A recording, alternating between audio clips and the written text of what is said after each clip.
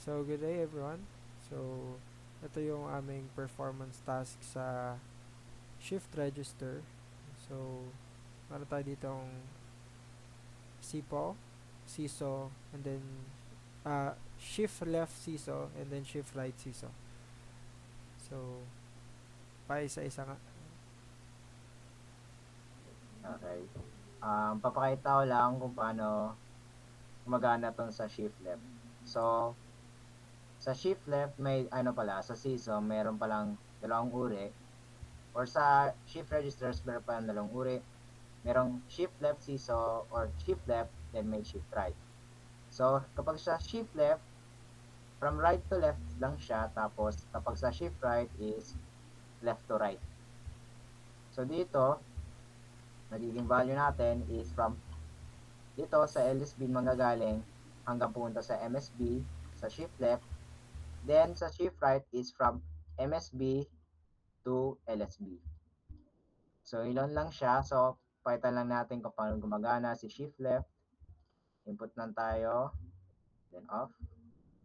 As you can see, nagta-travel siya yung data natin from right to left. So try natin 1010 10 10.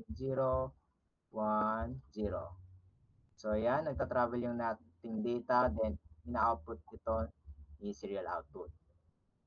Then try natin mag ano din ng data, input tayong data, tapos off lang natin. Yun yung function ni enable button at ating multiplexer, tapos clear lang natin. So ilan lang sa shift left, then sa shift right, same function pero from left to right. So dito, input tayo ng data, tapos yan. Try natin 00 ay 100. So 100. Yan. Oops. Ulit natin. So 1. Okay, timing. Timing natin. Yan. Or 1100. Timing ulit natin. Timing. Back. Yan. So here as you can see, nagta-travel siya yung data natin from left to right. Tapos ulit natin. Then off. And clear natin.